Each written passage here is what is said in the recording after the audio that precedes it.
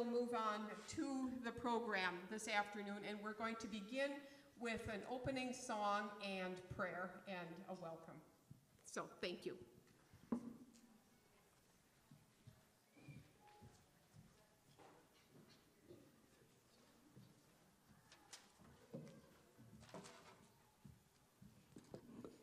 Praise the Lord.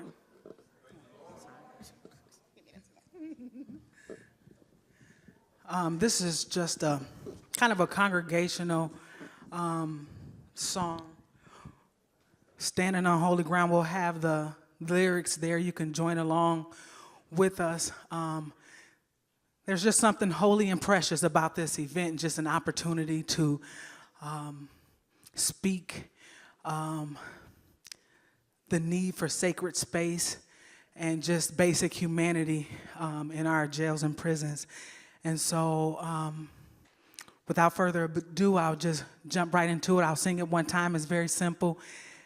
We'll probably do it a total of 3 times, and once you hear it, hopefully you'll catch on with me. And we're just trying to set the atmosphere.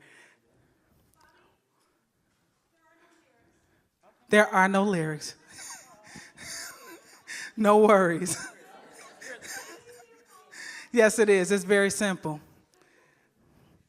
We are standing on holy ground. If you know the song. And I know that there are angels all around. Let us praise our God now. We are standing in your presence on holy ground. That's the song right there. Help us sing it.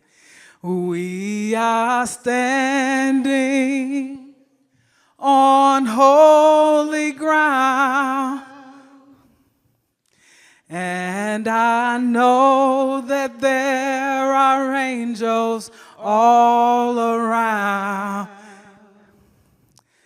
Let us praise our God now. We are standing in your presence on holy ground. We just like to sing until we feel it. One more time. We are standing on holy ground. And I know.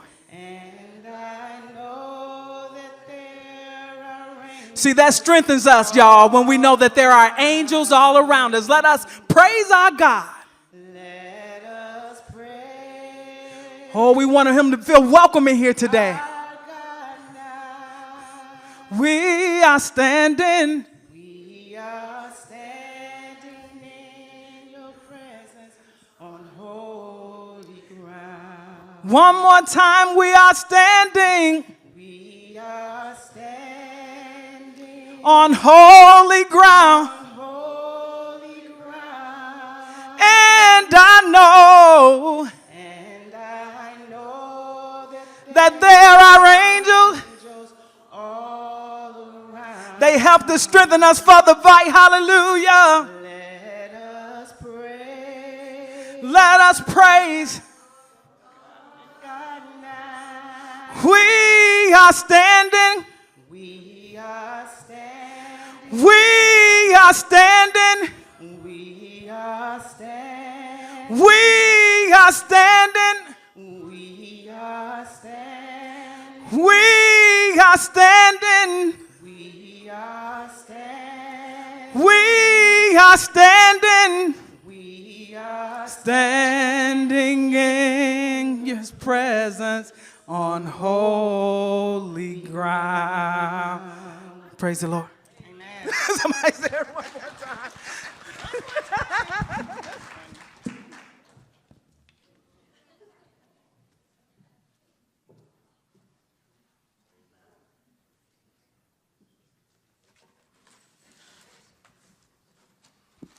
We feel like we're standing on holy ground today. Amen. Amen. Let us pray.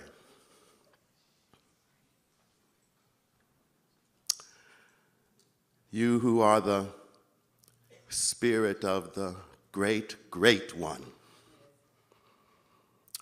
You who are called by many names, many sacred names, and every sacred letter of all of those names spells out love, spells out justice, spells out peace, spells out freedom. Your name means all of those things and more.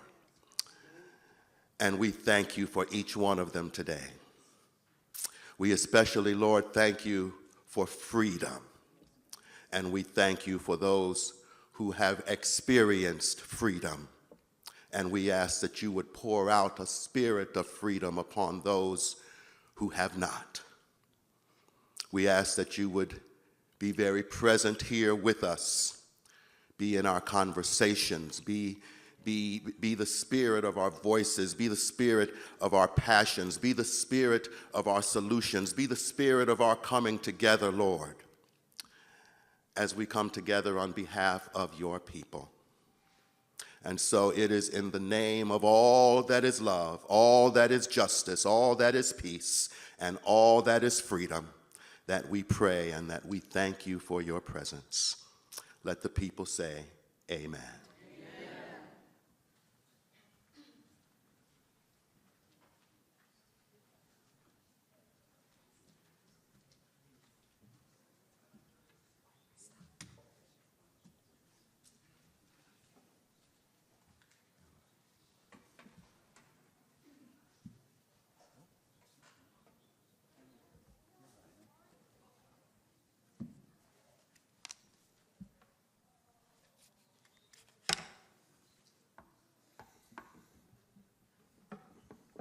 A couple of weeks ago, I read that Jesus sent his disciples out with a staff, and I thought, I'm set.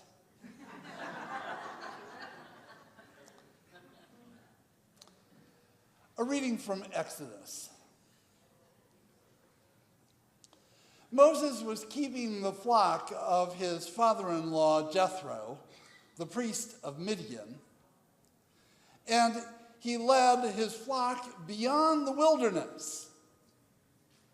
And he came to Horeb, the mountain of God.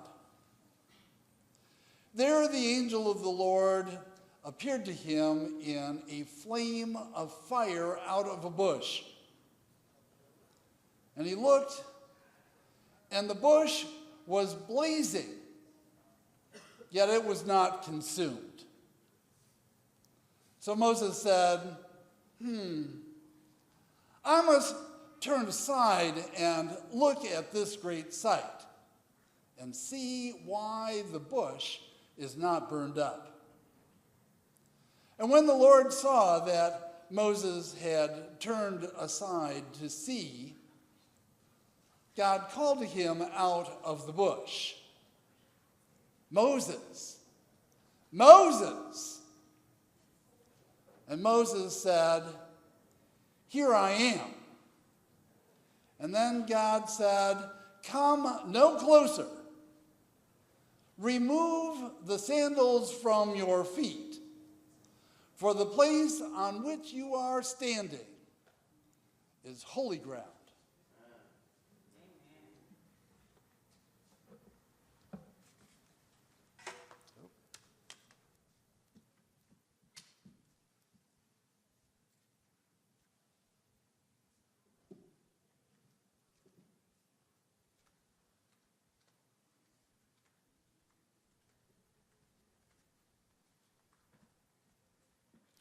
Good afternoon.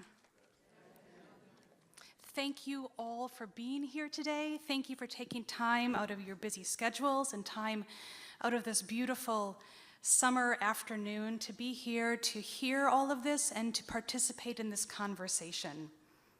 We set this event up this way to help you get into the space and the mindset of what it means to be on holy ground. And we chose this scripture text. This is a text that is important to all the Abrahamic faiths. It is a text about identity, about call, about trust, and about much more. I want to speak just a little bit to this text before we start with our panel, and I'm going to try to be brief. I'm a preacher, so it's hard to be brief, and I realize our entire panel is preachers, either by vocation or by nature, so asking them to keep their answers to 2 minutes or less, we'll see what we can do with that. So, but first of all, I just want to say that this text came to me when I was visiting with my dear friend, Minister Khalif. He's somewhere here, and he will be on the panel soon. I was visiting with him when he was in jail recently, and he mentioned something about Moses coming before God and being vulnerable, and I thought, what does that have to do with this text? So I spent some time searching it, studying it, and I think I understand what he was talking about, and this text speaks exactly to our conversation today. For those of you who are not familiar with Moses, I'll just give you a quick overview of his life, and I will then invite you to go to Scripture and read about him yourself, because it's a really fascinating, marvelous story. Moses had a very surprising life. He was born in a time of extreme trauma, a time of extreme distress, to a community of people who were under severe oppression by the Egyptian powers, and he survived against all odds. So his birth was sort of a miracle. Read Exodus and you'll understand. His ability to survive was definitely a miracle. And he went on to have a pretty exceptional life. Although he was a Hebrew, and he was reared his first few years in a Hebrew household, he went on to live in the Egyptian palace and to become part of the family of the Pharaoh. So he went from a people who were enslaved, he went from living among the people who were oppressed to living among the oppressors. And at some point, his identity crisis started to appear, and he reacted to that, but not in the healthiest, not in the best way. And he ended up killing someone. So from this point on, Moses is on the run. Moses was absconding. And he absconded 300 plus miles in search of some answers to find safety, but also to figure out who he is. Who am I? How did I get here? How is this my life? Is this what God intends for me? Is this as good as it gets for me? And he's asking himself these questions again as he's more than 300 miles from home. He's living among a people who are not his people, so he's assumed sort of a false identity. And he has gone from living in the Egyptian palace to now shoveling sheep dung. And in today's text, he's in the wilderness with the sheep, and the text tells us he goes beyond the wilderness.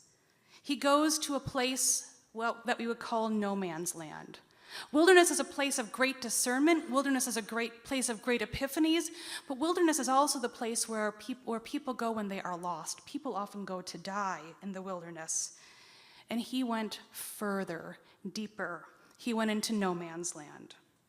And that is where he met God, face to face. And God tells him, remove your shoes because you are standing on holy ground. Moses was living among the Midians. Midians didn't wear shoes. Egyptians wore shoes. Moses was shoveling sheep dung in the wilderness, and he was still wearing Egyptian sandals. Moses was attached to his false identity. He was claiming to something that was not truly who he was. And it becomes holy ground when Moses removes his sandals. He removes that false identity. He removes all those things that he is clinging to, and he comes naked. He becomes naked. He prostrates himself. He is vulnerable and he is authentic. He is himself before God. And that is what makes it holy ground. Today, we want to talk about holy ground. Holy ground can be anywhere we choose to be. or anywhere that we choose to be vulnerable and authentic. It is exceptionally difficult to be vulnerable and authentic in an institution of incarceration. We need to create spaces where vulnerability, authenticity can be nurtured, they can be affirmed, and they can be protected. So today we're going to talk about why we need to have holy ground. I've just told you what it is, and why we need to have designated space in institutions of incarceration, specifically in the Dane County Jail, in order to facilitate the transformation that happens on holy ground. I'm going to leave it there, and I'm going to invite James Morgan to come forward. He has prepared something for us.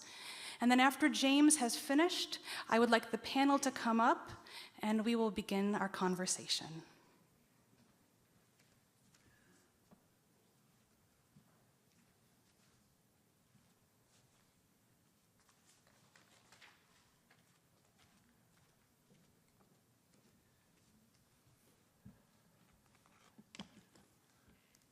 Good afternoon. Welcome.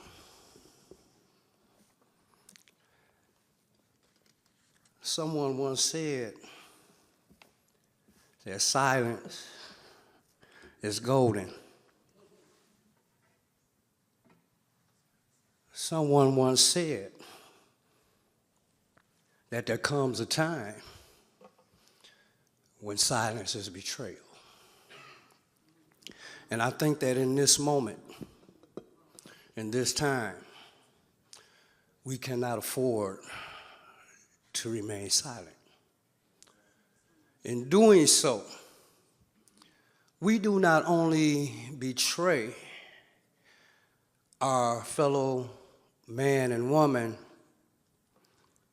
we betray our own souls. I was asked to do something called spoken word. Given some thought to that, I came to the realization that every word is spoken. Every word has the power to transform, either in a positive way or a negative way. It has the ability to affirm. It has the ability to lift up, but it also has the ability to destroy. Speaking to the need for sacred space for holy ground, I'm one of those individuals who spent half his life in the correctional system, so I know what it's like to be in a cage. I know what it's like to have someone attempt to debase your humanity. I also know what it's like when one relinquishes the mythology of who you once were, and that a greater power decides to embed within you the concept of who you are. And I want to share with you what happened to me in that moment. And that's before I share with you what was given to me to give to you all. Inside of me, there's a place where time and peace come to a meeting of the mind. Inside of me, there's death, a death that leads to the path of life. Speaking of regeneration, inside of me, there's love, a love that seeks its like in love. Inside of me, there's knowledge, a knowledge full of knowing what leads to manhood. Inside of me, there's an abyss of wisdom given freely to me from the God and Goddess universal. And it is a gift that I gladly give to you. And so I ask that you come and open the gate to the place inside of me, inside of me, inside of me, inside of me. Space most sacred, sacredness of space. Steel and concrete, devoid the face, trauma and fear, the souls of the crushed. There's a void in their silence, spirits hushed. Space most sacred, sacredness of space. Awaken the voiceless, gathered is the crowd. Confrontation in the face of power, yeah, that's loud. Space most sacred, sacredness of space. Silence is not golden to the broken in soul. Matchless the rhetoric of those who decide and control. Space most sacred, sacredness of space.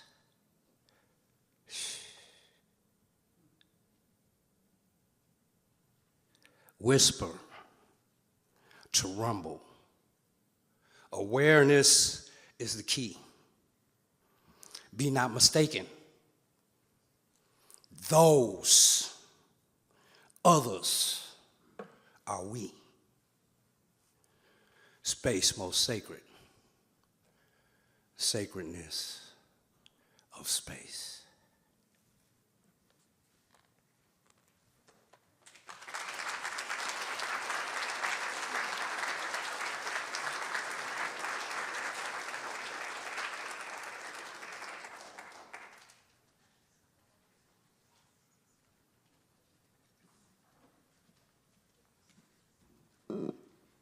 Thank you, James. Thank you.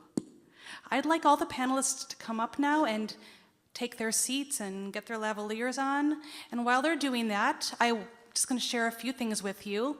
First of all, Bobby, who led us in song earlier, Bobby's a worship leader in the jail, or she was until very recently a worship leader in the jail. So you can imagine how fantastic worship is under Bobby's leadership. So Bobby, thank you. Bobby and Andrea, thank you so much for leading us in music.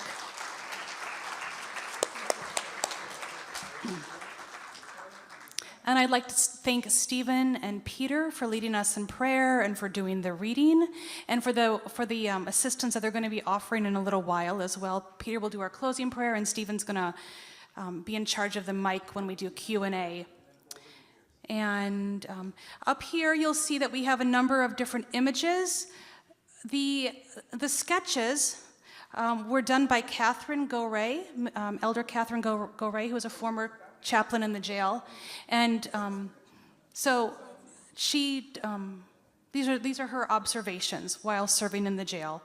There is one photo which is which resembles this piece in the center of the room, which Catherine will describe in just a little bit. And we also have images from prisons, chapels in prisons, chapels that have been intentionally designed for the care and nurturing of people's spirits in prison. So we'll be oscillating between what exists in the Dane County Jail and what the possibilities are. And I also want to add, as my friends are getting set up here, friends and colleagues, that this is not a new conversation. It seems new probably to many of us, but this is a conversation that we have been having for a very long time. And in fact, the Madison Area Jail Ministry, who Catherine and I used to be employed by, had also been discussing this for a long time. And the chair of the ministry had in fact found donors, people who would fund the building of the chapel inside the jail. So the chapel itself may not, or could possibly not cost the county anything. The chaplain care in the jail doesn't cost the county anything. And yet, if we are really dedicated to the care of the people who are in jail, the care of the people whom we serve, then spiritual space and spiritual care should be a priority, and it should be in the budget, my opinion. So, let us begin. Is everybody feeling good about their mics?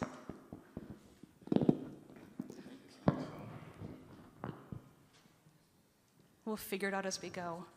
We'll figure it out. So I'm going to begin by introducing myself and introducing my colleagues, and then I'm going to ask them to introduce themselves. So colleagues, this is brief, okay? A minute or two of what you want people to know about you. I don't have your bios. I'm not doing bio introductions. I just want to tell you who these wonderful, amazing people are. You already had the opportunity to hear from James Morgan. James, well, I do want to say one professional thing about James. James is a peer support specialist at Madison Area Urban Ministry, and this is a significant position.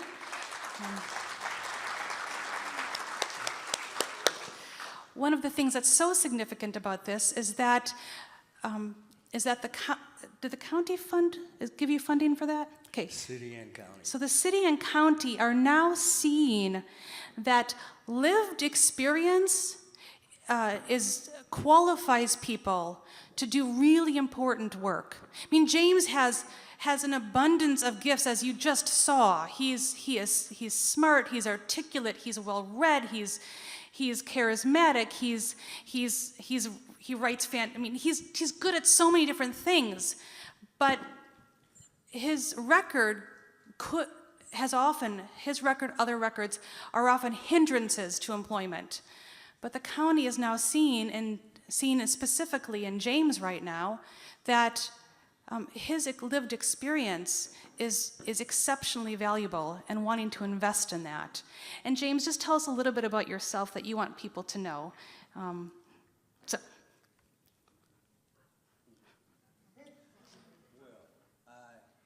you all hear me? All right. I guess one of the things that I would like you all to know about me first is that I'm recently married.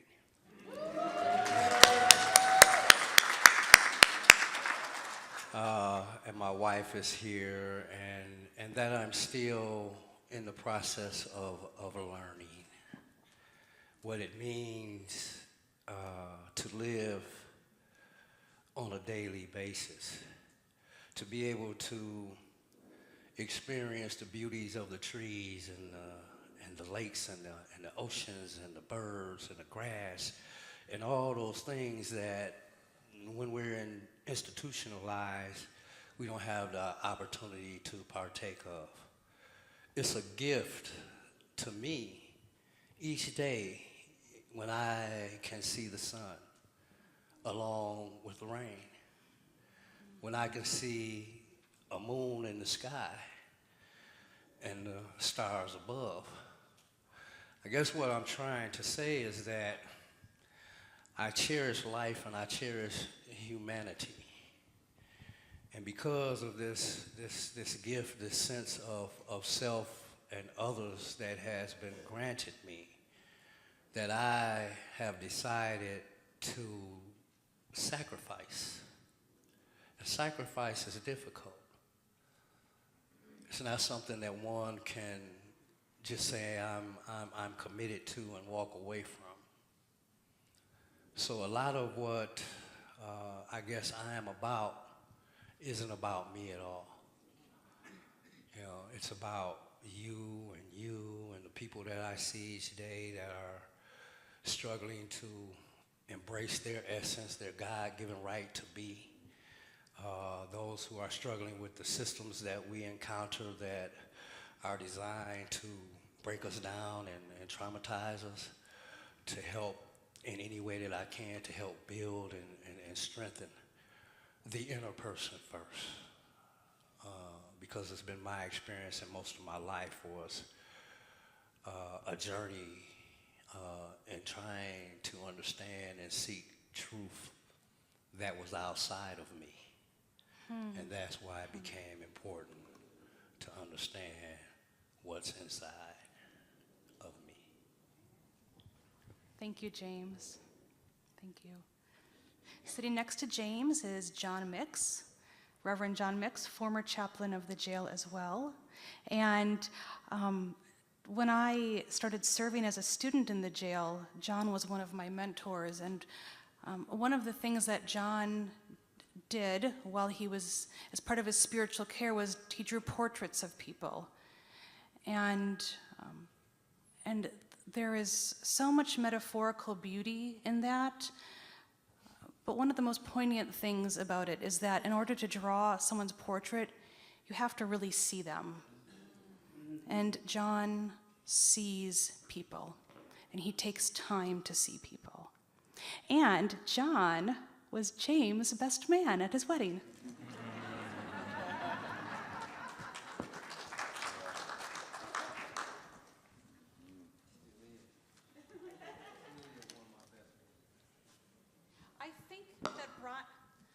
I think that Brian controls the mics. He turns them on and off for us. Is that right, Brian? Okay, all right. Okay, so John, could you tell us something about you that you'd like us to know?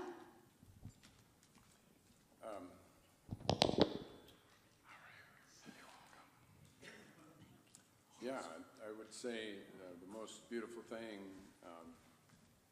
and the most recent is the beauty of family. This past week, my grandkids came together, all five,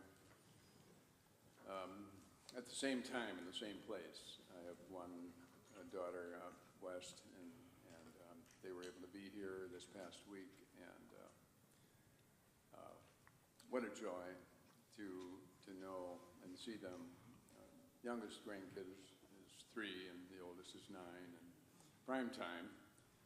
And it was in light of that precious time that when 66 came along, I said, okay, I'm ready to turn the chapter and have more time with them and more time to paint as well. Yeah, beauty abounds, and it serves to fuel my striving and reaching for justice for those who feel the same need to be with their families and that feel the same hurt or longing that goes unmet for so long. But so beauty and justice is what I'm up to. Next we have Catherine Goray, Elder Catherine Goray with Zion City, and Catherine and I were colleagues at the Dane County Jail until just a few weeks ago. Catherine, what could I say about Catherine? Catherine she is smart, she is strategic, she is feisty, she is gracious, she is faithful. Deeply, deeply faithful. She has a heart that is bursting with compassion. And what would you like to say about yourself, Catherine? You know, I want to acknowledge Bobby Simpson up here again, because Bobby and I started off, actually John Mix recruited us. Okay, he recruited Zion City because we're a Pentecostal primary black ministry, and they needed to have that flavor up at the jail. Amen. And so Bobby and I served for 4 years as volunteer worship leaders in the jail, and we just recently sat down when I lost my access. From being a worship leader, then I moved into being a volunteer chaplain, and then I moved into being a part-time chaplain. And it was my joy and privilege to serve. Painful privilege to. But when I think about our own congregation, I come at this in many ways. Okay, so one of the things is that within our congregation, we have many people that are post-incarcerated. We have many people that have family members that have been incarcerated, and we have people that have been victims of crimes, and we have people that are, have young children that they're worried about, because when you look at the statistics, I was just recently at the CDF conference, and they changed it to 1 in 3. That's a horrible statistic to interfaith. So I also Can you was clarify told 1 and 3? 1 in 3 young black men are going to be incarcerated. Thank you. So I come at this with a really pastoral lens, and I know that, you know, from a gospel point of view, we are commanded to take care of people, and that includes those people that are incarcerated. So that's part of my lens and what goes on in our own community and in our own church, and concern for breaking down those barriers. James and I are co-lead members at Zion City. So there's that one. But I also had a loved one that was locked up.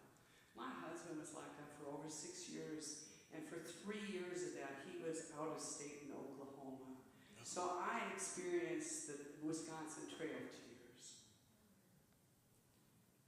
And in addition to the scriptures in Matthew and Luke and other places that tell you that you need to take care of people that are incarcerated, you know, take care of the prisoners, set the captive free, there's also the fact of the state of our reality in this country, and that I can't, you know, I know that Jesus was not part of the status quo, that we are living in a time of empire, and we're living in a time when we got to bring Jesus justice. And right now, can I go here for a minute? Okay. 30 more seconds. 30 seconds. Just for a second, and that's that one of the issues that I see is that people aren't stepping up to the plate and speaking out. If you have a law degree, why are you not if you're not defending people, if you're not offering jobs and housing and other things, that our churches are not stepping up. So that is something that now that I'm post-exile, I've been exiled, and Mr. Lynn over here told me there's honor in exile. Amen. That's actually a good place to be, and I want to talk about exile later.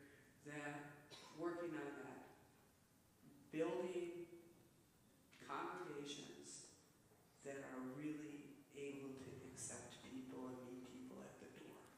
Because a lot of congregations say that they are willing to do that, but the reports I get back from people is that they don't really feel welcome.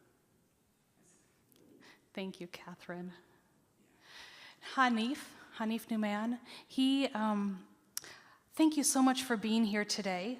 Hanif served as an imam in the jail for nearly a year, would you say?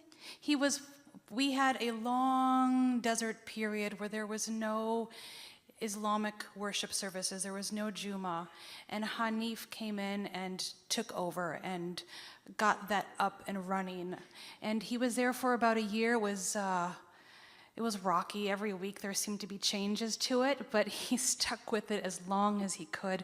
And the men were so eager to speak with him, so eager to meet him and speak with him. Hanif is a smart, accomplished man, a compassionate man, a deeply faithful man, and a patient, persistent man, because he kept coming every week, even though it was difficult, and I'm sure at times he wanted to give up. I want to point out before you say what you have to say, that this is an interfaith panel, and I want our panelists to speak from their faith traditions. So I don't want us necessarily trying to speak in ways that speak to all traditions. I want us to speak about why in our own traditions sacred space, holy ground is necessary. And I also want to acknowledge all of the voices that are missing from this conversation. We have people in this conversation who have either served as worship leaders in the jail or who have accessed worship in the jail. There are a multitude of faith traditions that are present in the jail that are not represented here, because there are no opportunities to lead or participate in those faith traditions and worship in those faith traditions in the jail. So hopefully in years to come, we'll have more conversations and we will have a much different panel. So, but Hanif, it's good to see you. Likewise. So my name is Dr. Hanif Numan. I am a chief sociologist. I'm also a full-time instructor of sociology at Madison College. I came to, as Christa mentioned, the jail as an imam, which is to say that I lead the Friday prayers that are required of people of the Islamic faith. That typically last about 30 minutes or so. So that is how I came to know Christa. Aside from that particular experience, I have in my background, I served as a prosecutor of financial crimes for the Illinois Attorney General's office years ago.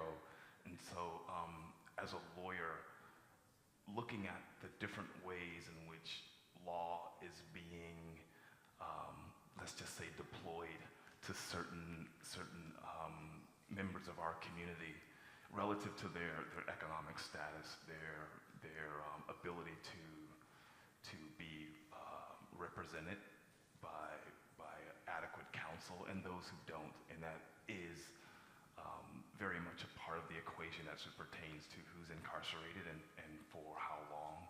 And so with that, I think that I have a holistic view on what the criminal justice system means to different aspects of our society, different people in different ways, and I think that this panel is a good way for us to start to point out some of the disparities. Thank you. Thank you. Next, we have Minister Janice Tovier. Did I say that correctly? How do you say your last name? Tolliver. Say that again? Tolliver. Tolliver. Oh, okay, I said it completely wrong. We just met a little while ago, actually. Janice is here representing, well, Janice is with Christ the Solid Rock Baptist Church. I asked Reverend Judge Everett Mitchell if he would sit on this panel, and he said, I can't, but I want to send my sister Janice. So she is here in his stead. Janice is on the board of MUM and has been a strong advocate for the rights of people who, especially post-release, for the last 35 years. So Janice, please share something about yourself with us. Hello, everyone. I'm such a stickler for rules. When I typed out my responses, I had a stopwatch next to me. So I promise this is like less than 40 seconds, but you know. It does say 40 seconds. I'm Minister Janice Tolliver, and the position I bring to this conversation is that a lack of sacred space is a label of hopelessness. I believe designated sacred space is necessary to offer a glimmer of light in an otherwise infinite darkness, both internal and external. Access to a sacred space says that for the allotted time given, one is not a convict or an inmate or a criminal, but a human being that deserves hope, should they so desire in their heart to seek to change. Thank you. Thank you. Sitting next to Janice is Mr. Robert Lynn, Bob. I was so excited about today because I was going to get to see some of my most beloved friends, and Bob is among them. I met Bob a few years ago when I started, after John retired, and I came in as the permanent chaplain, and I looked so forward to our conversations together. Bob is brilliant. Bob is brilliant, and I'm eager to meet his wife because I want to know who is a partner with that brilliant mind and that sense of humor and deep, deep empathy for others. So it's a gift. It's a gift when you can look at the harshness of life and find humor in it. That is a unique gift, and Bob has so many gifts, but that is one of them. For him to make me belly laugh in jail as we're talking through a food slot, that is a gift. So, Bob, please tell us a little bit about yourself. Hi, I'm Bob. Addict, severe depression and anxiety, spurs in my spine, they hurt. All of that led to heroin, criminality, stuff like that. My DOC number for the Dane County Jail is 9 zeros and a 2. I'm sorry, 9 nines and a 2. And they started out at all 9s, so 7 people got booked into the new jail before me. I don't know if that wins me anything, but it's true. And here we talk about racial equality and stuff. My father grew up in an orphanage, struggled really hard, became president of the Chamber of Commerce in Stoughton, lived in a house that Zillow says is worth $8.5 million, but came from Portland Parkway. And I had an incredible amount of privilege and opportunity. Grace is a word we throw around a lot in Christianity, because we're just going to talk from our tradition. I read a lot of books, and grace means unmerited favor, which is another way to say privilege. And I did a pretty diligent job of burning all that down. It took 20 years, but I could do it, and I had faith in myself. And near the end of that adventure, I met Reverend Fisher. Several times in the middle, I met Pastor John. So, I was racking up frequent flyer miles at the Dane County Jail,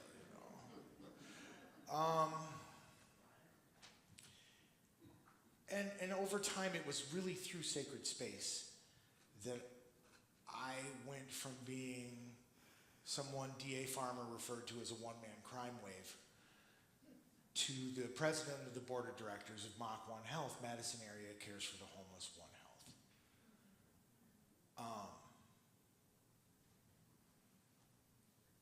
Because service, because sacrifice. Because at the end of the day, I wanted to convince myself more than anything that I had an equal power to create, because I discovered my power to destroy, and it was pretty exceptional. If you don't have a dedicated sacred space, because that's what this is about, and I could regale you guys with wonderful campfire stories of my misadventures all day.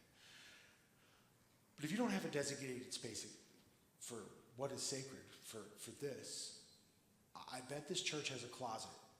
And if we all opened it up and looked in it, it would be cluttered. It would be full of things that are not a priority, because that's how you get in closets. And if you decide that a multi-purpose room is your sacred space, then you've decided that it's a closet, and that means you're not going to allocate hours for deputies to handle move threes and things and still get people to church, because it's not a priority. And if you don't make it a priority, it won't get done. And I know that because I've been there. And I guess in the true tradition of the traditions, with that I pass. Thank you. Thank you. See, she knew what to say.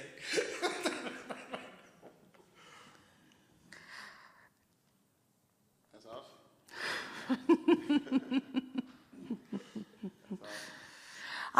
So the last person in our row of panel here, or semicircle of panel here, is Minister Khalif Muabel.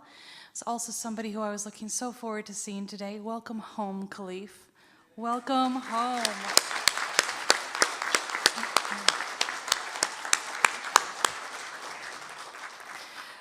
For a few years, Khalif and I co-facilitated a support group for men with Huber rights, and then men who had been released who wanted to keep coming to the group.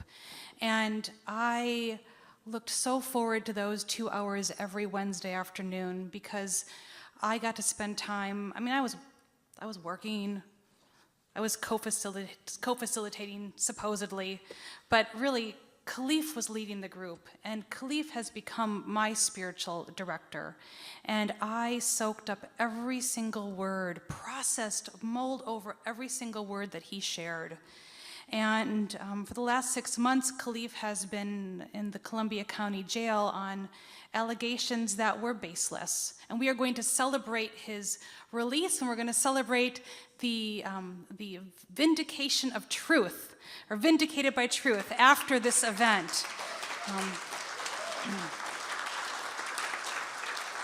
But when I would go visit with Khalif at Columbia County, I always left there feeling fed and nourished, sometimes perplexed, sometimes, well, maybe not always nourished, but I left there knowing that I had had a necessary conversation.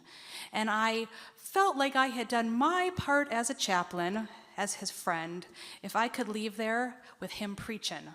If Khalif is preaching, Khalif is doing okay, because that is what he is born to do. So Khalif, with just a few minutes, because we're already way behind schedule, with a few minutes, please tell us something about yourself that you want us to know. I'm home.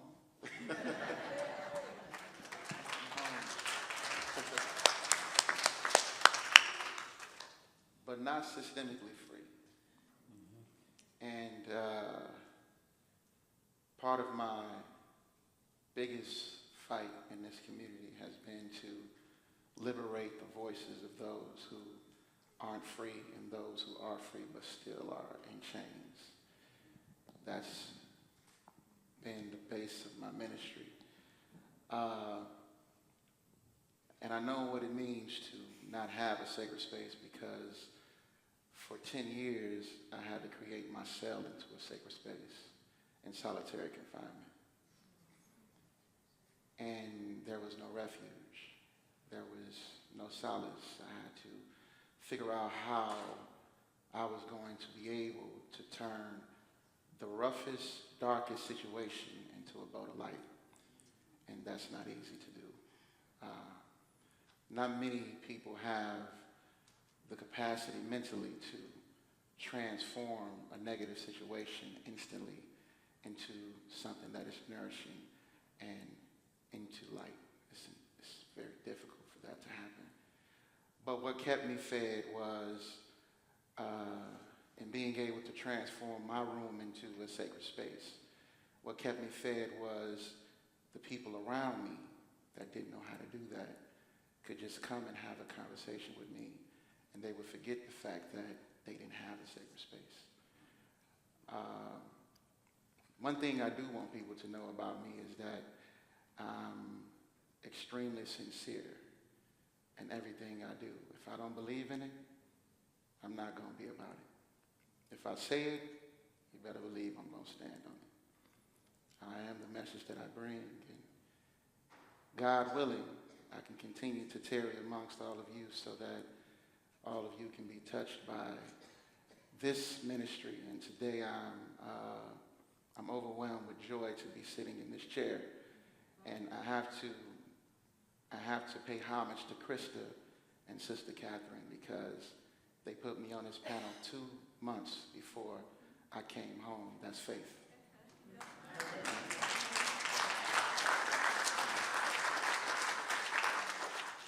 Having people like that in my circle to believe in me and continuously remind me of who I am, because it's difficult at times when you're so bogged down by systemic things and the system has an idea about who they want you to be, but never look into who you are. It's difficult to break through that illusion that they put up as a gate or as a room or as a cell or as a door and be able to say that I am the light. It's difficult to do that. So you've been light in my life. James, Brother John, Sister Catherine, and many of you in this room. The Moors are in here. My brother is in here. And I just want you all to continue to stand and be a voice for truth and a voice for justice, because a lot of brothers in there that I left behind that don't have a voice and they don't see justice. But together we can continue to move forward so that that life can be pumped back into them when they come back home to a community that receives them for being the light also. Thank you. Thank you, panel. Thank you so much. We have 2 questions for the panel, and we will see if we get through both questions. So I do want to leave time for questions and answers by all of you who are gathered here today. Our first question is, I'm asking you all to share this in story form, and as briefly as you can, about how you have been impacted by being in sacred space in jail or in prison. Or if you were unable to access sacred space at a time that you needed it, what that experience was like. And if you're not able to answer this question exactly, then to your best approximation, what I'll ask the people gathered here today to do is to think about in your own life, has there been a time when you have needed to be in sacred space, whether that is in the sanctuary of your church, whether that is in the woods by a tree, whether that is out on the kayak, whether that's on your front porch, underneath the stars. I know I went through a pretty difficult time, and I was fortunate to have keys to my church. And for many, many nights, I would sneak off to my church when no one was there and sit in the sanctuary in darkness and pray and discern. And many of us probably have stories like that. Maybe you didn't go to your sanctuary, but maybe there was a sanctuary for you. What does it mean to not have that, to not have access to a space like that? And then when you are generally deprived of that, what does it mean to access that space? So I'd like you, panel, to share some stories. James, do you want to start? Okay. Having access to sacred space is the reason that I'm sitting here right now. Again, being in a physical environment where you're constantly surrounded by negativity, where you're constantly surrounded by narratives that literally had a capacity to drive you insane. And to see, your fellow human beings act out in ways that are dehumanizing to themselves, again, can have a serious impact on you. But having that access to that sacred space, that physical place where one could leave that place where you hear the sounds of pain and the sounds of trauma 24 hours a day, constant, can be life-saving, can produce a sense of self, a sense of value, a sense of being worthy to one that is not readily accessible. A quick example, I was sitting in the Dane County Jail, and my mother passed away. My mother died. And there was no escape, so to speak. There was no place of peace and quiet where I could simply say to, an authority figure, I need this now. In order to maintain my humanity, I need this now. That blessing sits beside me. Someone was there who understood the importance of having that space available. Someone who came and literally walked me out of that cage, took me to a place of quiet and comfort, which allowed me to reflect it allowed me to reflect upon the life that gave me life. And it allowed me to let go of the should haves and what could have beens and the past hurts and pains, but to be able to honor that life in a way that was sacred, that would allow me to get up the next day and continue to move forward and honor not only for self, but through the gift that this woman had given me, and to be able to honor that spirit as I move forward in this life and in this journey every day. So I know the importance of that space.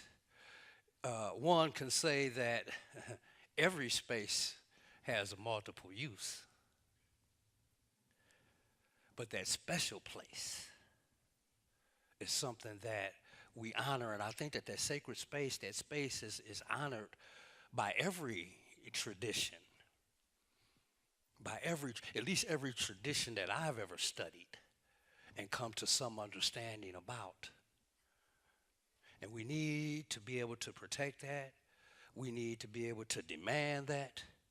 And we need to be able to hold people accountable to say that each and every one of us, in and of ourselves, are a sacred space. But we also need to provide that larger space for the human soul to grow.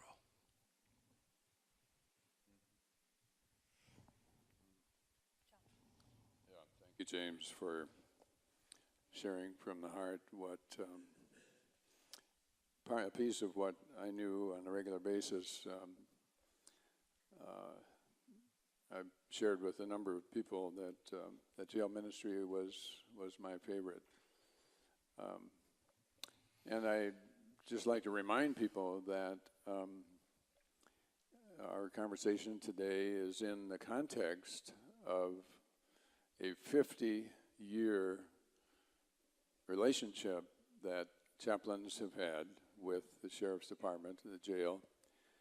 A long time ago, decades ago, congregations came together to say, we want to, fund a person to be there, to be in the jail with people. And I was fortunate to be one of those. And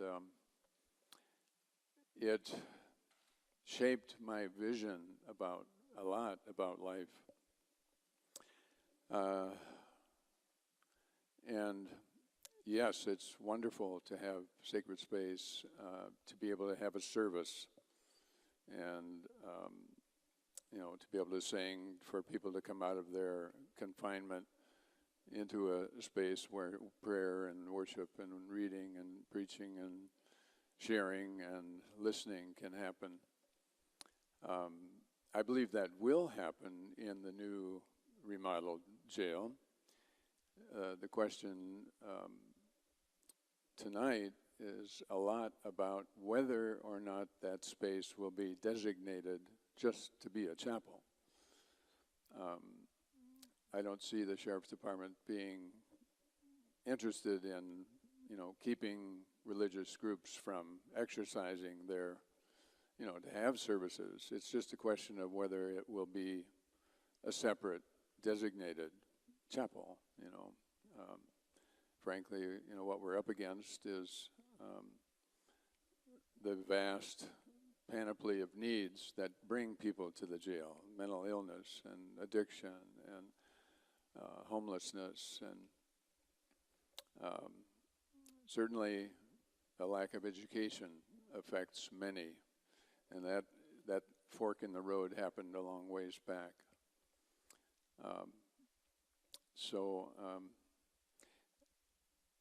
Certainly, from a Christian perspective, at least especially particularly from a Lutheran perspective, what makes a holy space is the attention to the Word, to expose ourselves to the freeing Word that our Creator gives.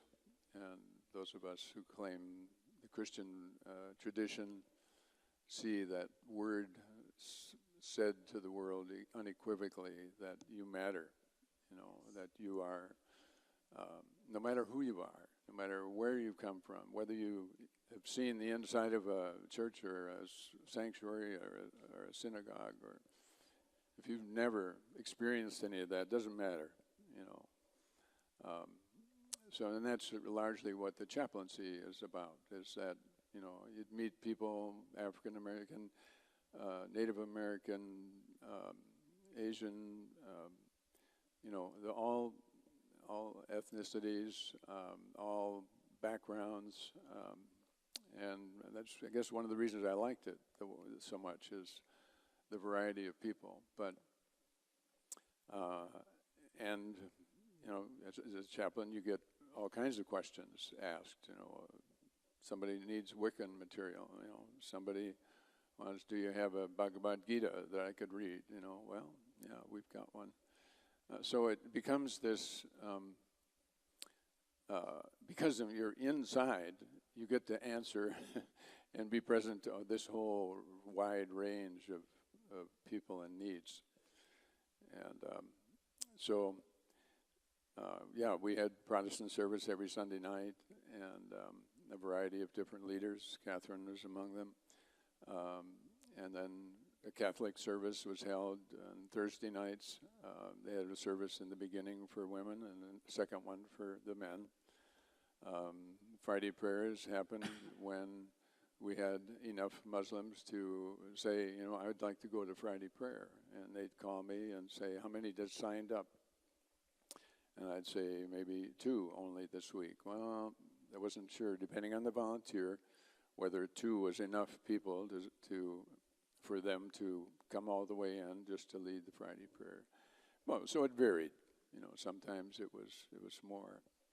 Point is, there was, and you know, there is a chapel in the old jail, but in the new one, it remains to be seen whether it can fit amongst all the vast needs that are there: medical, mental health, educational. I mean, it's a big mix. So, you know, we'll say more about that, but we'll leave it there for now. I'm going to ask Allison, could you straighten the 2 crosses of the sanctuary, please? See those 2 pieces of cloth that are kind of... Okay, what you're looking at right here is a replica. See the 2 little pieces of the cloth? Okay, those are all drawn by women and the PSB, and also the cards are actual prayer cards that people have filled out. I erased their names so that they're unpicked ones that didn't name other people. So you can look at that later on. But this is the room that I was holding women's service in. The PSB was about 8 feet by 10 feet. I would take a trash can, upturn it, and cover it with cloth. I brought in fresh flowers one day, and one woman just reached forward and looked at the flower probably for 5 minutes. When you're in an environment where there is nothing of color and no sunlight and no fresh air, when you bring in communion, you bring in good juice and give somebody a full cup of juice and good bread. And when you bring fresh flowers in, that little bit of beauty ministers to somebody. And music ministers to somebody also. So we were on the subject of testimony.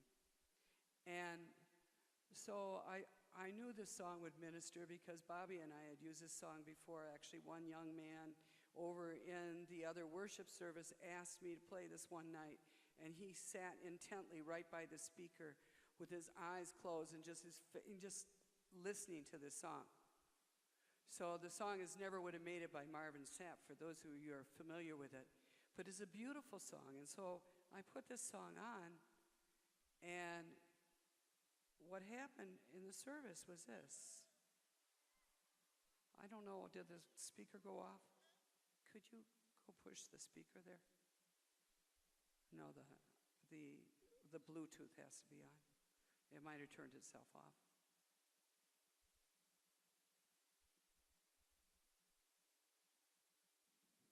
There we go. Amen. So I put this song on, Whenever you're preparing for worship, you prepare for the whole thing. You prepare the music, you prepare the preaching, you prepare communion, altar call, because you're one person. And there's 12 ladies in the circle. And the first lady starts to cry.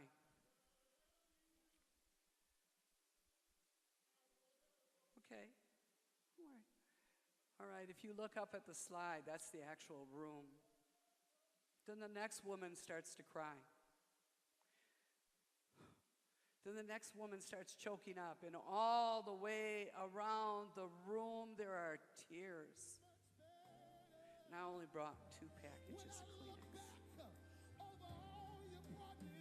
And at the end of the service, they wanted to hear the song again. Amen. They wanted to hear that song, hear the song in their soul, because they know that they never would have made it without their spiritual foundation. And if you're in a place that is so deprived, you need to be able to step in. I have a little bit of sociologist in me. Okay, so I had a little survey that I was giving out that was 3 questions. How are you feeling coming into worship? How do you feel leaving worship? And is there anything else you want to share about worship? I'm just going to read a couple of these and then I'll pass on. How are you feeling? I feel good. I like hearing about God. I'd love so to come here. It's like church. How do you feel leaving worship? I feel sad. I know I have to go back to the pod with a lot of negative people, and I love the positivity here. Anything else? I wish we had more time. How are you feeling? So encouraging. Builds your self-esteem. Gives you hope. Lets you know you are blessed. Lets you know you are somebody, and you can change with faith and believing in yourself, loving yourself, caring for yourself, humble yourself to others, and care for others. How do you feel leaving? Like a weight. A weight has been lifted up off of me with things you've always wanted out of your system. When you are sick and tired of being sick and tired, you want to be free, to live a crime-free life, give back to society, to help other people feel better. Is there anything else you would like to share about worship? Chaplain is great and lets you know you are worthy and loved, always by the man above and by them. They don't judge, they care and want what's best for you and let you know you can do it. Trust and believe. How are you feeling coming into worship? Tired, frustrated. How do you feel leaving? Alive, full, a little less frustrated. Is there anything else you'd like to add? Was good. Chaplain gets into your soul. How are you feeling coming into worship? Sometimes overwhelmed, sad, lonely, defeated. But on a day with Jesus, I'm at peace always. How do you feel leaving worship? Always 100% better, strong, loved. I feel energized with the Spirit, closer to God and Jesus. I feel filled with knowledge and love. Anything else? My gratitude and love for your time. Thank you for your sacrifices.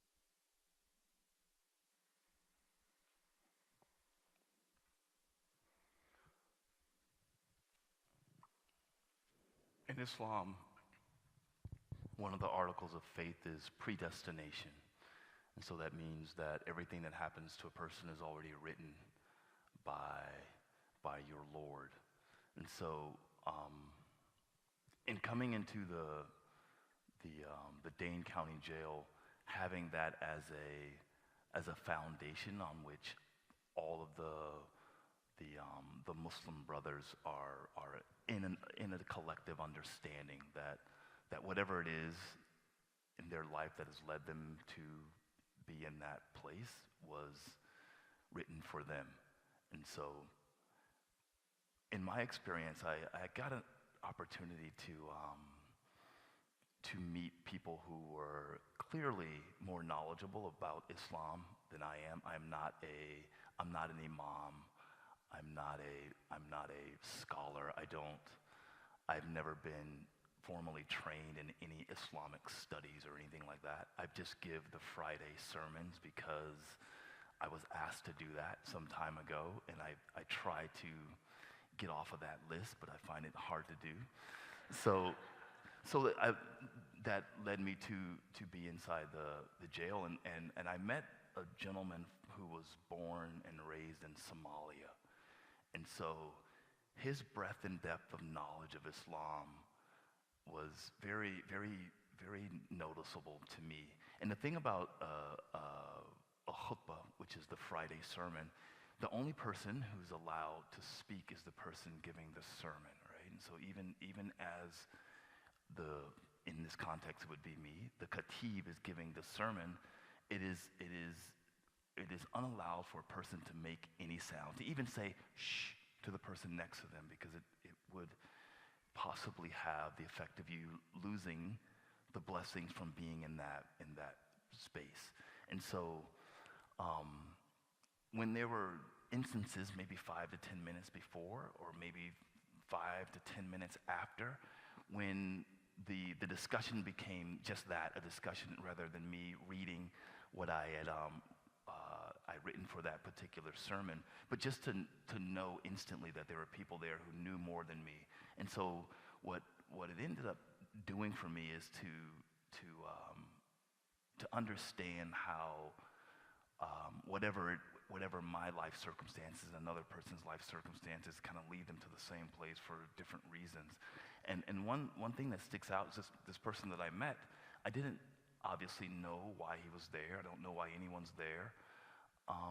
But I gave him my phone number, and we would talk. He would call me, and we'd have conversations. But it ended up being, so months later, his case is dismissed, and he moves back to Rhode Island. And upon moving back, he's like, "Oh, I'm looking to find a job. Is there anything you can help me do?" So I go through, I resume and help him in that regard. But it really just reinforces that predestination, right? So like having a place to contemplate whatever your situation is, and again, what led you to that place, is very informative about not only in this context, the person who's giving the sermon, but also the people who are receiving it. Because I think I could feel when I'm in that space that there was a desire to reflect, a desire to kind of think about themselves and think about the things that were happening. And I got a lot of questions of which I can give a general response, again, based on what I know, but very cautious about not saying things about the religion of which I have no breadth and depth of knowledge. And again, to be in a space where you come in, you're thinking that people are I don't know, I guess you'd say, in a position in which their circumstances may not have led them to have the time and space throughout their life to acquire knowledge of a religion. But when you actually get to a place where whatever this person's done, he's memorized half of the Quran. And so it's a different dynamic. And again, I think that space allows that person and myself to reflect and think about their faith and how strong it is. And in that particular experience, a person who was, for various reasons, not a criminal, at least from the standpoint of the state of Wisconsin, right? Because his case was dismissed. And so it just gives you a different way of thinking about how people utilize a space in reflection, and again, in the context of their lives, to hold that space as a way to come closer to their Lord.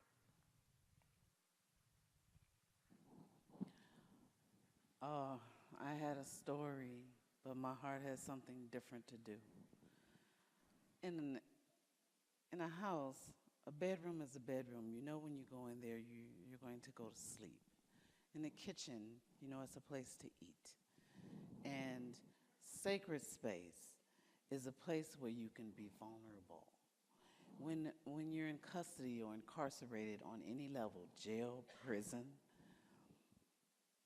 you are guarded all the time.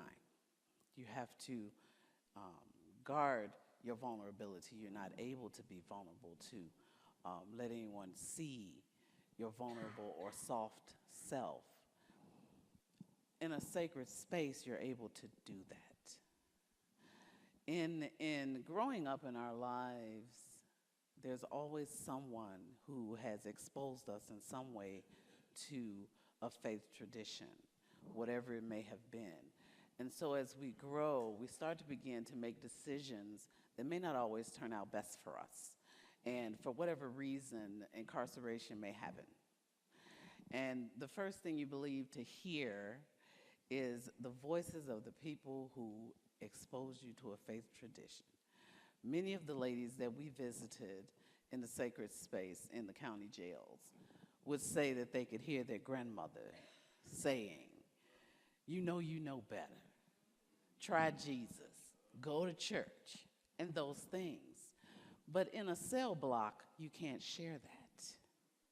In a sacred space, you can find your way to whatever faith tradition you're from or have been brought up in. And in that moment, you are able to be vulnerable just enough to receive the strength you need to go back into the space and face what you need to do to turn yourself around. It begins from within yourself. And a sacred space allows you the moments that's needed to rejuvenate yourself long enough to go back into the blocks and do whatever it is you need to do to get yourself back on track. And Chaplain Christa mentioned earlier that we would be sensitive to whatever faith tradition we are in. The one thing that I know in any faith tradition, and I hear it all the time, is the word believe. Every faith tradition believes in whatever it is that they're called to do. And so when you have a sacred space in a place like an institution, then you are able to once again believe. Thank you. So the question is, tell a story about a experience in a sacred space. So I'm Catholic, so I went to Catholic worship. In the Dane County Jail. Sheriff Dave Mahoney is Catholic, so sometimes he comes to Catholic worship in the Dane County Jail. And so I sat, I guess, in church with the sheriff, and the first thing we do is have a mass. Now, some people call it Catholic calisthenics. I mean, you can call it what you want. I tend to spend more time in my head than my heart.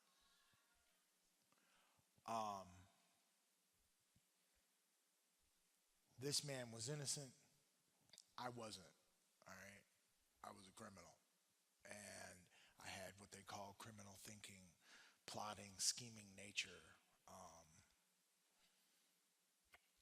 Kind of like my dog does. But anyway, because she gets away with stuff, but we're not, I'll digress. The point is that I sat in a room with this man, okay, and we all talk about derail the jail and everything, and I don't want anybody here to have a confusion between who Mike Koval, who announced on the anniversary of Tony Robinson's death that he was canceling the NFL channel, and Sheriff Dave Mahoney is, because they're not the same person. Because I sat in church with Dave Mahoney and I watched him cry. And we talk about being vulnerable in a sacred space. And he's the sheriff. And he's breaking down in front of all these dudes.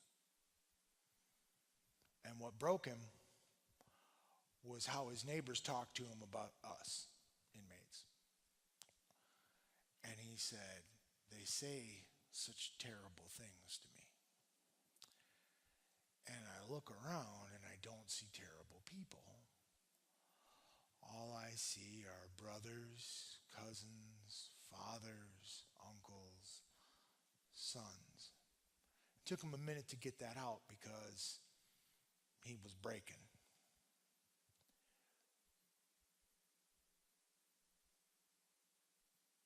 And see, because what we do after our Mass at the Catholic service is we have what we call a talking circle. It's the only real form of therapy or programming available.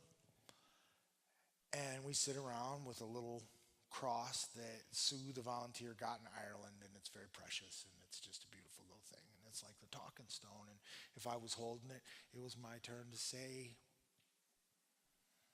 whatever my truth was right then. And when I handed him the cross, that's what the man said to me.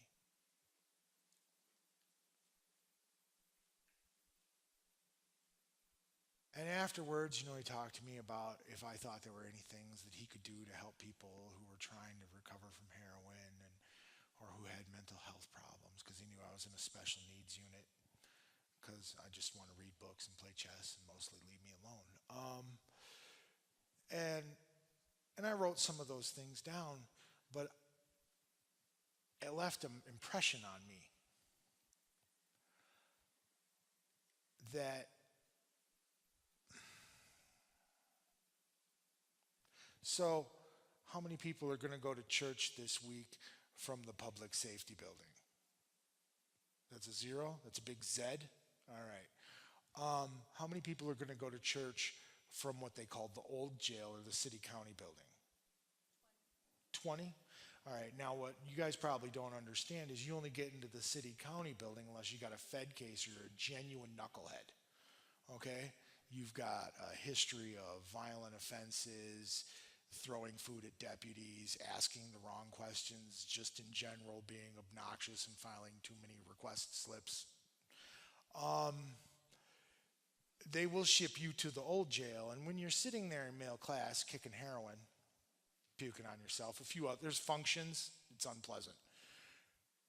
And you're thinking to yourself, do I want to go to the pods? I could probably get there because I'm white. Or do I want to go to the old jail? Because in the new jail, I will probably know the swamper and I will get some extra breakfast, stuff like that. And if I go to the old jail, it's going to be awful, but I'll have church. And that's not a private conversation. That's a conversation that you and the other 7 dudes in your male classification, or chicks or whatever, folks, are going to have at breakfast every day.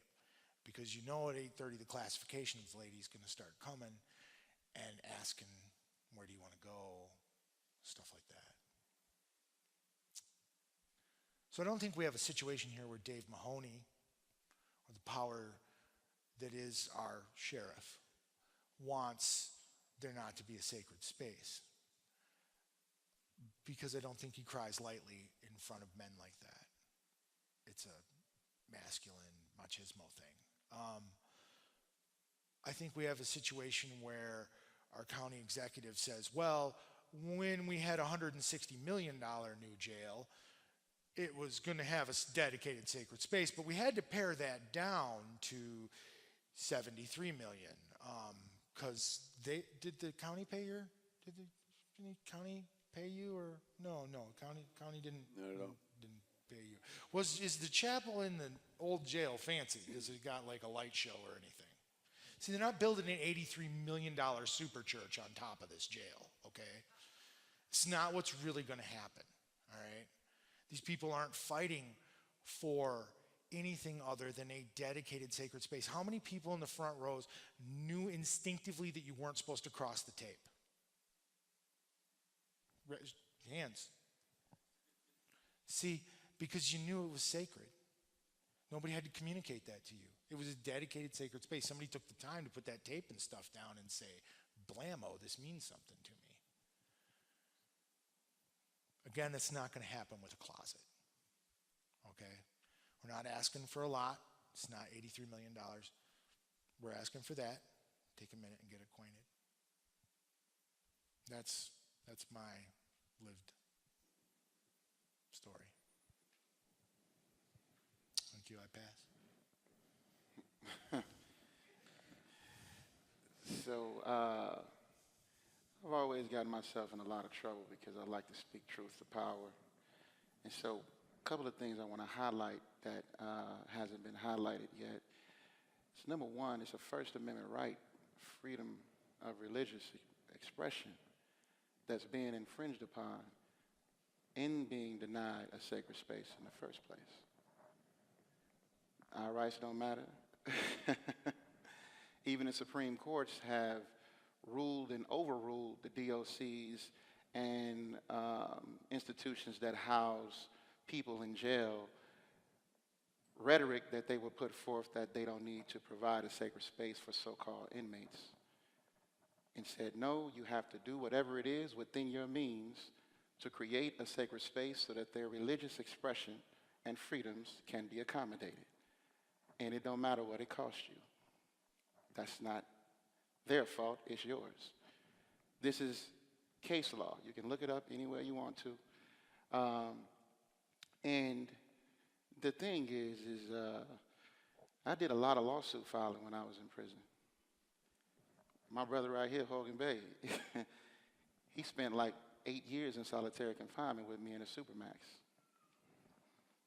I literally watched the guard run his head into the side of a door just because they didn't like me and knocked out that man's teeth. And I can't do anything because I'm shackled, chained. He's shackled and chained to a door, and I'm behind another cell door. I can't do anything to help my brother. Just imagine how that made me feel. In Islam, there are 7 obligatory acts that a Muslim, individual Muslim, must perform if he is able. And one of those things is the Friday prayer. That's an obligation enjoined upon a practicing Muslim. You see? In addition to that, the Friday prayer is the congregation. Jumu'ah means to congregate, right? And in that congregation is embodied a multiplicity of blessings and different kinds of things that you get from that is promised by Allah for being able to come together with your fellow brothers in Islam and commune with them and pray together. There is in the Quran, there is called the Day of Promises, right? And in the Day of Promises, before God put all of the souls into the bodies, those souls all were gathered and assembled before the face of God and were asked, am I not your Lord? Allah still be Rabbikun, right? And all of these souls, the ones on the left were silent and the ones on the right all spoke and said, yes, we bear witness that you are our Lord. These were all people with a single voice in congregation, in spirit. When we pray Friday prayer, that's a replication of that moment before the bodies were even a factor, the physical flesh. There's another verse that says, leave the world and escape to your Lord. It's so much chaos that go on in the cell blocks because you have a lot of people in there frustrated. Even the people in there that had done a whole bunch of things, they probably got 95 cases and they didn't do nothing, right? Nobody is willing to look within and say, okay, how can I change this condition? How can I change this circumstance? How can I turn this whole thing around? So the people that are like that, they are in the midst of that confusion. And we have to pay attention to scriptures, whether we're talking about Christianity, Islam, Buddhism, Hinduism, Brahmanism, Zoroastrianism, whatever tradition you're speaking from, all of those prophets went to a sacred space before they were enlightened. Every single one of them. I live by 4 major things. That's justice, mercy, love, and right. What used to get me in trouble in the system was the fact that I always fought for justice. And I was a voice for justice. And those people would have convinced themselves that I was everything besides what I really was. And I would always get inmates, or so-called inmates, together, and we would file lawsuits, class actions, and everything else, and we would force the system's hand to accommodate our rights.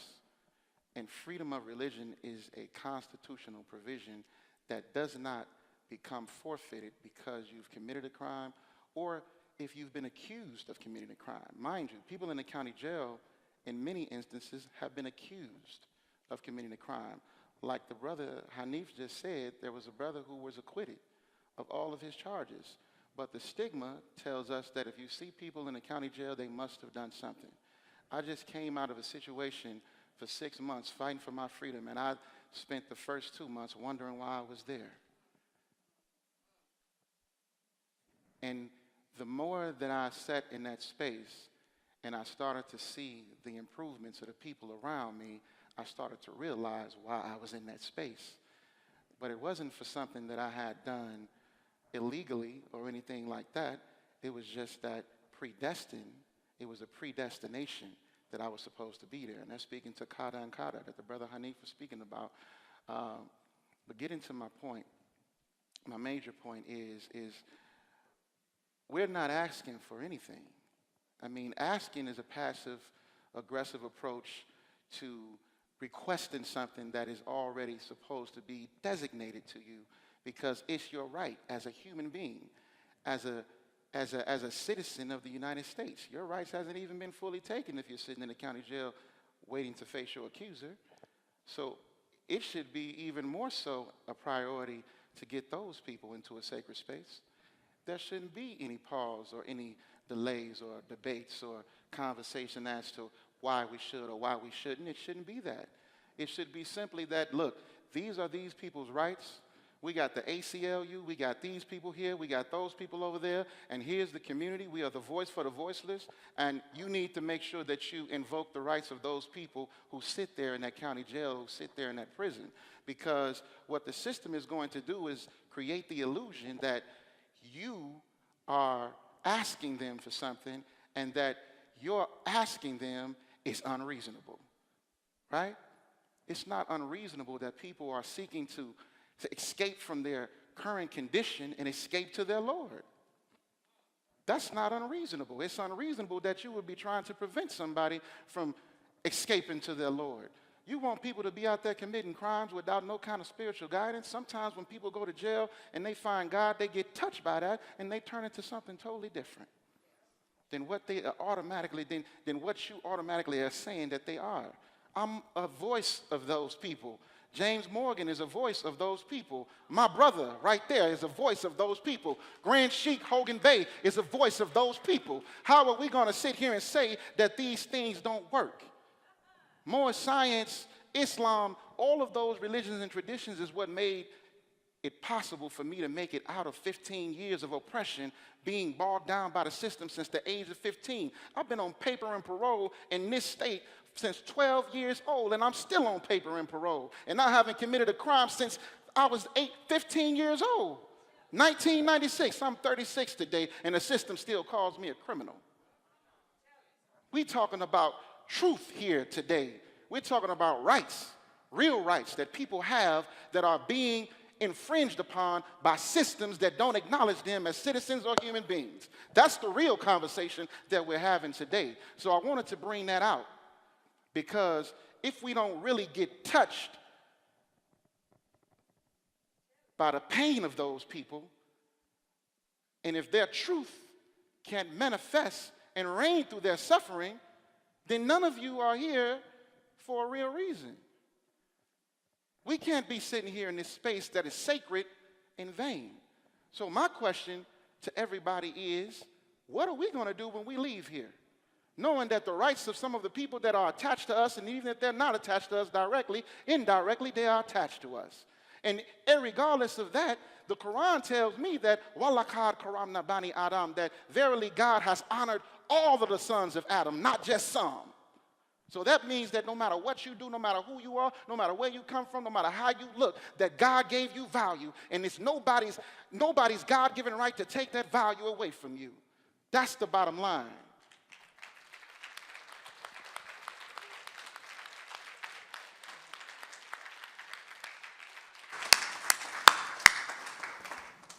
We do have next steps, which I will speak to at the end of this. There's a reason I had Khalif sitting on the end. And we were going to do another question, but I'm going to just skip that, and we're going to take the last 15 minutes to do some Q&A. Reverend Marsh has a microphone, so if you have a question, raise your hand, please, and he will come to you with the mic.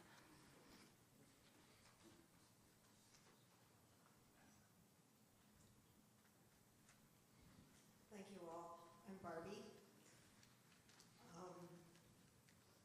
And I am by belief a Christian mystic, which finds a space where I go. But on Christmas Eve,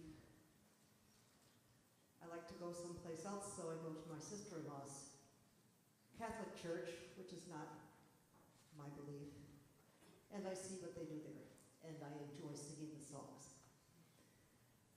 I use that as an example because what I wouldn't know unless I did that is that the priest goes with the incense and then with the holy water and blesses the space.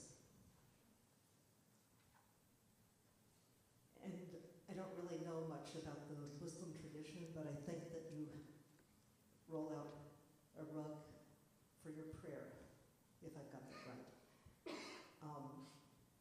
I have a chair that I sit in.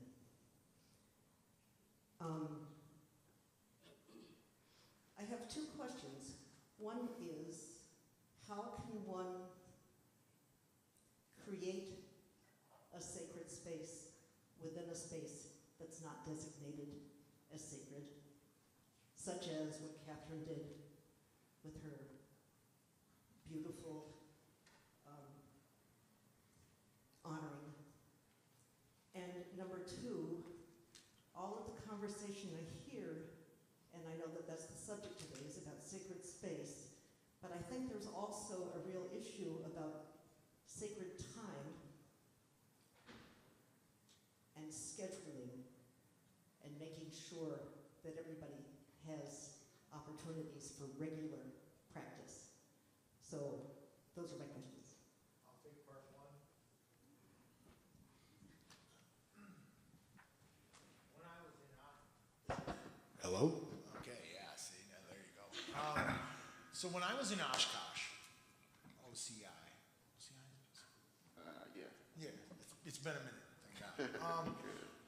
But when I was in Oshkosh Correctional Institution, a medium security prison, I had a cellie who was a rabbi. And the process for creating a sacred space in our cell for him to do his daily worship needs involved things like cleaning the whole cell. Particularly, it's a place with a toilet. It's a wet cell. Normally it's not a medium security thing, but I was a knucklehead, and therefore in basically the hole, but they didn't call it the hole, you just got to live there all the time. So, wet cells. W building. I'm supposed to call out for my people.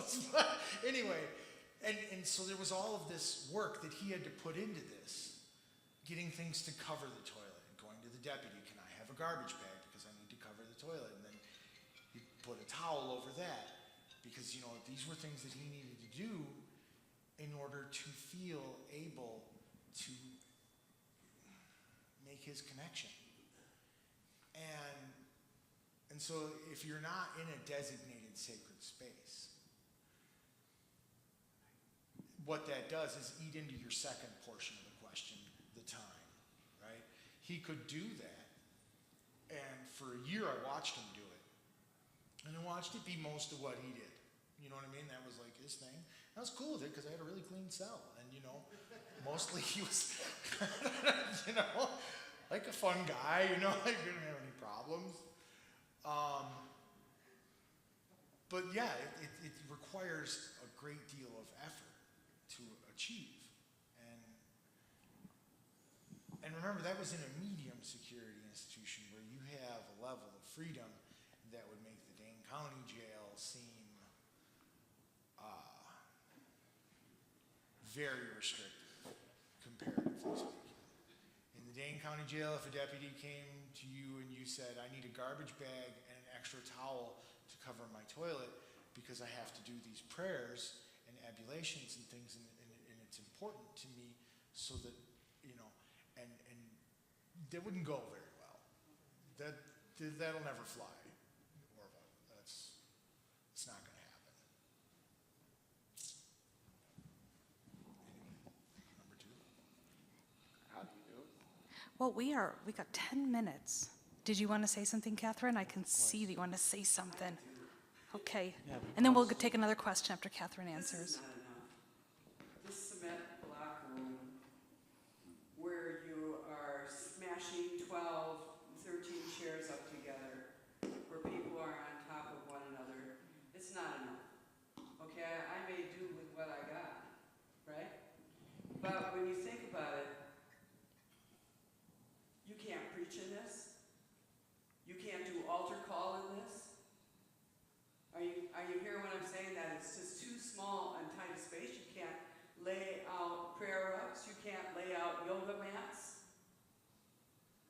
This is very limiting. We had a wonderful conversation with Holy Wisdom, Sister Catherine, about how space can either deform you or conform you. When you come into the space, you've got to be able to shake off your institutional sandals. The ones that say that you have a blue suit, a number, your last name. You've got to be able to come in and be vulnerable in this space and have all the kinds of sacraments, regardless of what faith it is, delivered to you. And you can't do it in this kind of space. Now I want you to think about this. They're saying no designated space in the Dane County Jail for an interfaith sacred worship space. What you're talking about then is like, what is it, 6 floors? Okay, on each one of those floors you got 4 pods, half a pod and half a pod. That means there would have to be like 8 different little sacred spaces, right, to go to, you know, that are shared with tutors and counselors and all kinds of other stuff. That means that you're going to be doing 24 different services for Protestant, 24 different Jew months, 24 different Catholic services. You're going to have volunteers coming into the jail to lead those, and this isn't even big enough to have a worship team. So like Bobby and Andrea, they couldn't come into this space. Are you following me? It's going to create a nightmare in tracking how many volunteers are going to be coming in and out of the building in order to hold that, because one chaplain can't hold even 1 floor's worth of services. I want to add something to that too, which is when you don't have a designated sacred space, what happens when you're in a worship is you're looking at your clock and you're thinking, and okay, I know for a lot of mainline Protestants that's typical, but we are not the only people who have faith and who come together to worship. A lot of people don't want to watch their clock, and especially when you are in jail, and this is your one opportunity to be out of that cage, you want to and you need to take as much time as the Spirit is calling you to. You cannot be watching your clock and thinking, we got to get out of here and get this cleaned up so that AA can come in. AA needs their own space. Worship needs their own space. And a 10 by 10 cement room is a good enough attitude or a better than nothing attitude. How many of us bring good enough or better than nothing to our churches, to our sacred spaces and our faith communities? Why would we want to do anything less for the 16,000 men, women, and children who are in the Dane County Jail each year? Okay, Stephen, I think somebody else had a question. This young lady over here. My name is Felicia Jones. I'm a member of this church, and I am a member of this church. Was through Dane County Correctional Facility, and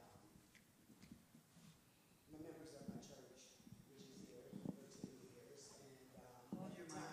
And at the time, it was Dr. Julia Weaver who introduced me to the people of this congregation. But our prayer room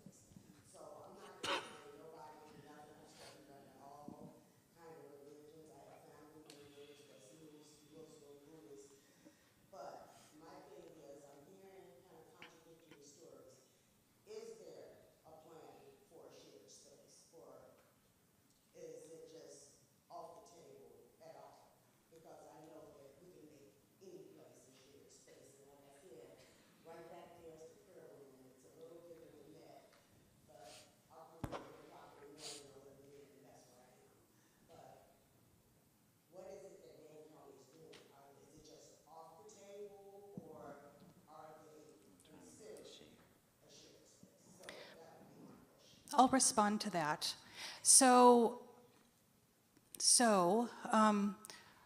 What we understand, we have not had conversations about this yet.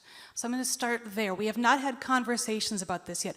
Catherine brought it to the attention of the developers and the architect. Catherine brought it to the attention of the county board and the folks who were involved in the development of the new jail design, or the renovated jail design, that when the blueprints were put together, the only people that were interviewed for that were staff, were deputies, lieutenants, sergeants, etc. The chaplain's office had never been interviewed. The school had never, Madison Public School District, Madison College, they had never been interviewed. The medical team, the mental health team, all of the people who provide essential services in the jail had not been included in the conversation about the development of the new jail.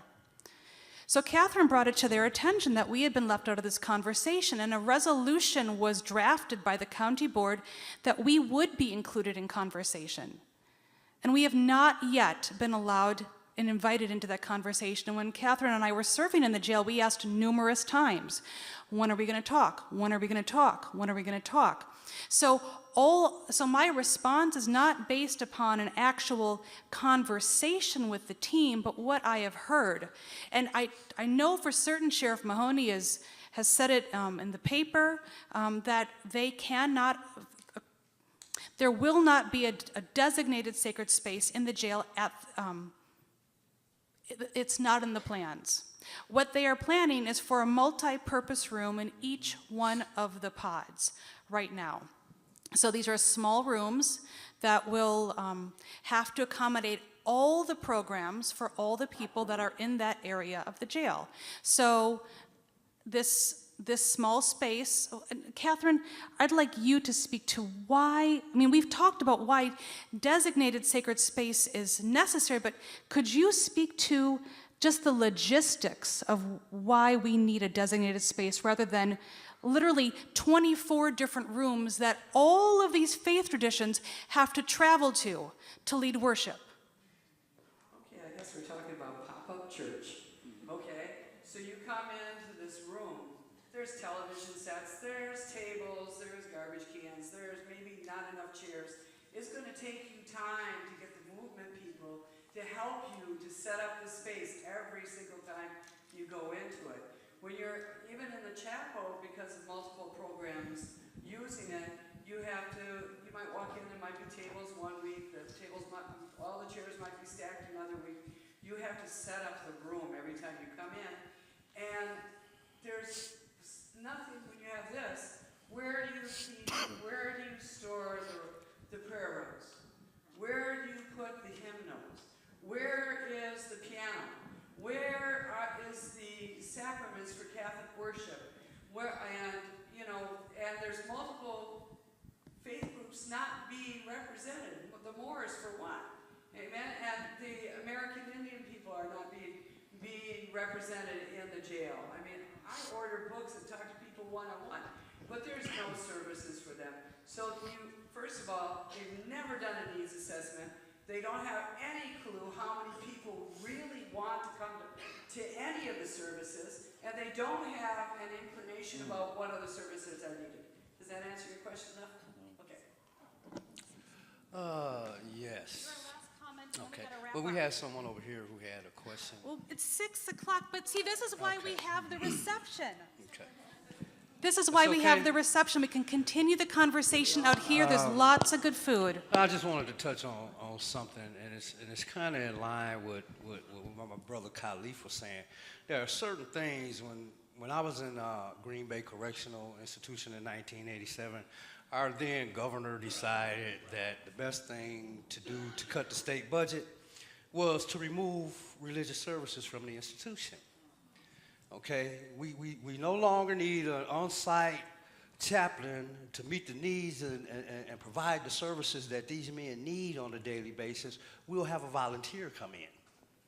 We decided, those of us who had to occupy that space, that was not going to be good enough. Okay, a volunteer chaplain wasn't there to help me when I needed to make that phone call to find out what was going on with my daughter who was ill.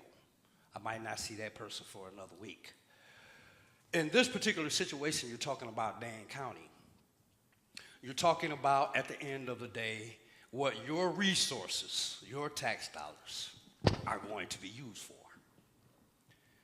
So you have a responsibility here. We have a responsibility here. And it's called holding people accountable. It's called becoming active in your community, letting your voices be heard, what the desire of the community is. If you do not speak to it, then it's going to be, like my brother in the Congo would say, Izale Oyo Izale, it is what it is. We talk about power. We talk about knowledge. Let's begin to activate that knowledge, put that power to work. If we want to see these conditions and circumstances change, we can not only even, and I would tell you from a spiritual perspective that prayer is powerful. But at the end of the day, we have to get up off our knees and exercise it. If we don't exercise it, there's no reason for us to be here. Irregardless of what Mahoney has to say, I've seen Mahoney cry too, but it was for different reasons.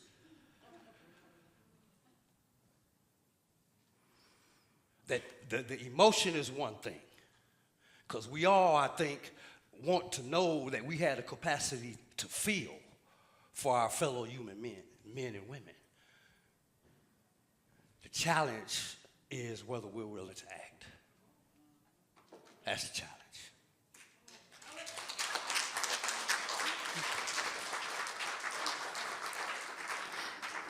Brian, could you put the final slide up, please?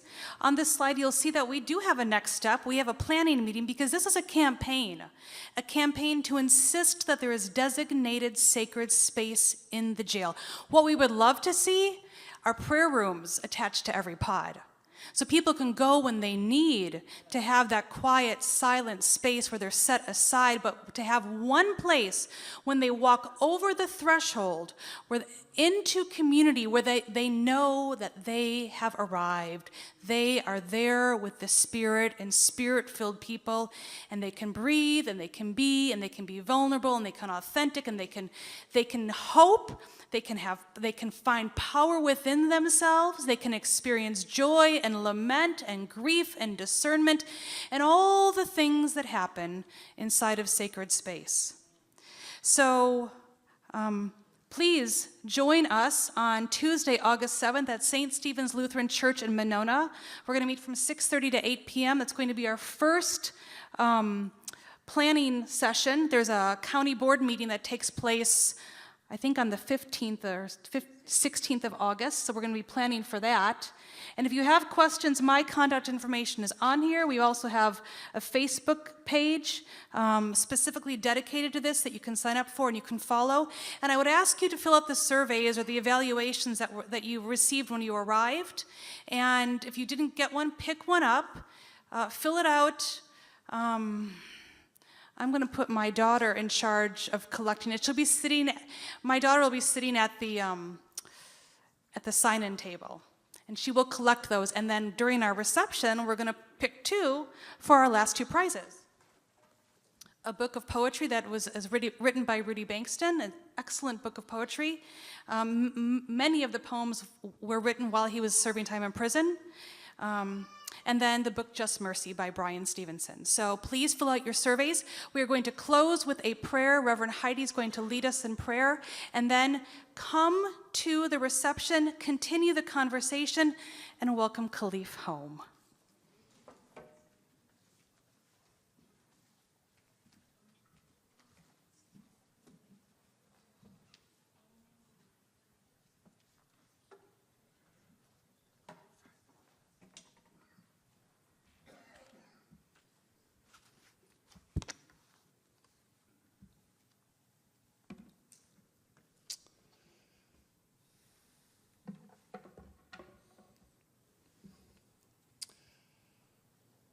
My tradition is Lutheran.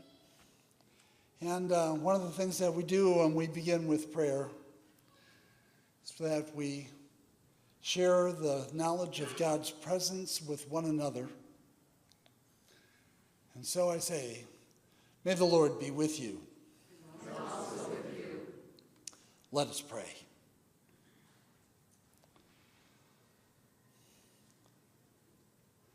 Lord, we are your flock. And we have been led into the wilderness. We long to go beyond that place beyond the place of torment and trial. We long to go to that promised land where we can recognize one another as your children, as human beings with other human beings. We long to know that fire that burns within us for your justice, that will not consume us or cause us to burn up. We long to know that sacred space that we can stand on, that place where your justice, your will, your peace, and the wholeness that only comes from you will reign eternal. All this we ask in your name that continues to be our leader and guide in all that we do. Amen.